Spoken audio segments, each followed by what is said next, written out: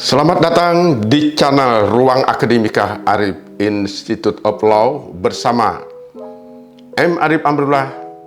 Tema kita kali ini mengenai kejahatan white collar di masa pandemi COVID-19. Para sahabat akademika, apa sebetulnya white collar crime itu atau kejahatan kerah putih? Nah, ini sebagaimana yang dikemukakan oleh Sutherland adalah setiap perbuatan yang dilakukan oleh orang dan atau badan hukum tanpa menggunakan kekerasan, bersifat melawan hukum, yang pada hakikatnya mengandung unsur penipuan, memberikan gambaran salah, penggelapan, atau pengelakan peraturan, nakal, culas, dan sebagainya. Nah, jadi di sini penekanannya adalah kejahatan itu dilakukan tanpa menggunakan kekerasan. Nah, jadi ini kan berbeda para sahabat akademika dengan kejahatan konvensional. Nah, itu di situ menggunakan otot. Nah, kalau ini yang namanya white collar ini ya orang-orang yang ya udah berpendidikan tinggi, terdidik. Nah, tapi dengan pendidikan yang dimiliki itu juga diselewengkan juga untuk melakukan kejahatan. Nah, jadi apa yang dikatakan oleh Sutherland itu, jadi sebetulnya ya istilah tersebut itu dikemukakan tahun 1939 oleh Sutherland.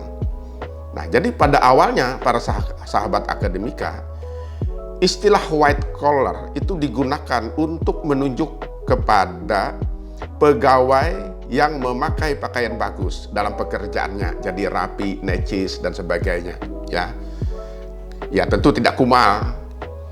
Nah, dalam perkembangannya, istilah tersebut para sahabat akademika digunakan untuk menunjuk kepada suatu kejahatan yang dilakukan oleh orang-orang yang berpakaian bagus itu. Jadi orang-orang yang terhormat itu dalam pekerjaannya. Nah, dengan teorinya tersebut, Sutherland itu hendak menunjukkan bahwa kejahatan itu tidak hanya dilakukan oleh golongan kelas ekonomi bawah, ya, akan tetapi juga mereka yang sudah mapan ekonominya dan sebagainya, memiliki fasilitas dan sebagainya, tapi melakukan kejahatan. Nah, ini yang ingin ditunjukkan oleh Sutherland. Nah, pertanyaan kita, bagaimana di Indonesia? Apakah hal yang seperti ini nih terjadi di Indonesia? Nah, lalu kita coba lihat ya. Nah, kaitannya di masa pandemi COVID-19 ini. Jadi memang sudah diingatkan setahun lalu ya. Setahun lalu itu sebuah organisasi besar ya, organisasi internasional yang berkecimpung di bidang anti kejahatan keuangan itu sudah mengingatkan. Jadi dengan COVID ini kan kita sudah terjadi krisis kesehatan, tapi lalu kan berkembang menjadi krisis keuangan.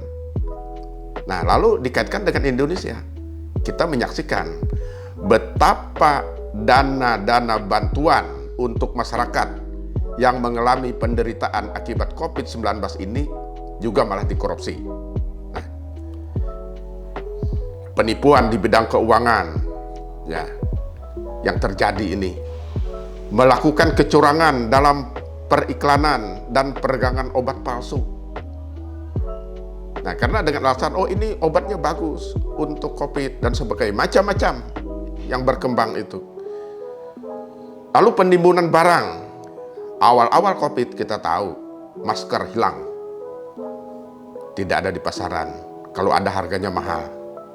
Sekarang ini obat, ya, seolah-olah langka di pasaran dan akan dijual dengan harga yang tinggi. Nah, tentu kan ini untuk menumpuk keuntungan, untuk meraih keuntungan yang lebih tinggi. Lalu ada lagi pemberitaan baru-baru ini, tabung oksigen dijual mahal di luar harga yang sewajarnya. Nah, rencana jahat lainnya seperti pemberitaan yang membuat orang menjadi lebih takut pada COVID-19. Nah, ini luar biasa, kan orang takut, cemas, dan sebagainya. Padahal tidak boleh cemas untuk imun. Ya. Bisnis antigen seperti yang terjadi di Bandara Kuala Namu, Medan. Alat antigen bekas didaur ulang, dijual, digunakan untuk masyarakat yang ingin terbang. Nah, jadi ini kan sudah meraup keuntungan yang besar. Nah, ini dilakukan apa? Oleh orang-orang yang membidangi itu, yang dipercaya untuk jabatan itu. Jadi, para sahabat akademika, di masa pandemik ini, di satu sisi masyarakat mengalami penderitaan, namun di sisi lain ada kelompok mungkin juga sering disebut dengan oknum, tapi oknumnya banyak ya, berpesta pora dengan mengambil keuntungan di masa krisis seperti ini. Nah, jadi betapa kita masyarakat udah mengalami penderitaan ya, tapi di satu sisi yang tadi saya katakan udah banyak yang mengambil keuntungan-keuntungan seperti itu.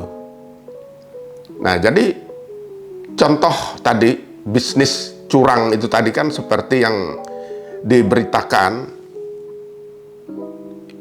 yaitu perbuatan yang dilakukan oleh oknum yang tadi saya katakan, tapi oknumnya tuh banyak ya, yang penjualan antigen bekas itu, penggunaan antigen bekas itu udah meraup keuntungan 30 juta rupiah per hari. Bayangkan penghasilan siapa yang sebesar itu.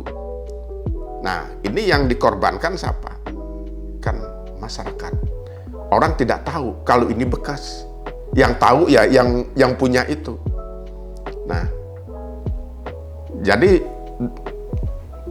disinilah, jadi di balik penderitaan orang lain ada yang memanfaatkan penderitaan itu untuk keuntungan kelompok atau tadi yang disebut dengan oknum itu. Nah, jadi para sahabat akademika, masyarakat tentunya ini mengharapkan hukuman yang setimpal bagi para pelakunya. Nah, jadi kan dana-dana bantuan, bansos itu disunat, dikorupsi. Nah, siapa yang mengkorupsi? Apakah masyarakat kecil? Tidak. Nah, adalah pejabat-pejabat yang diamanahkan untuk mengurusi hal itu. Tapi ini disalahgunakan. Kewenangan itu disalahgunakan. Nah, kita tahu yang beberapa hari ini, kepada pelakunya itu yang korupsi di masa pandemi ini, hukumannya hanya segitu saja. Harusnya pidana mati. Nah, jadi inilah masyarakat lalu menyaksikan betapa hukum ini kok sepertinya pandang bulu. Nah, padahal dalam teorinya itu kan tidak pandang bulu. Nah, tapi ini yang berkembang menjadi pandang bulu. Artinya, kalau bulunya tebal, beda dengan bulunya tipis. Nah, saya kira itu dulu para sahabat akademika, bincang kita Selayang Pandang mengenai kejahatan white collar di masa pandemi COVID-19. Semoga dapat memberikan manfaat bagi kita semua. Jangan lupa like dan subscribe. Terima kasih. Wassalam.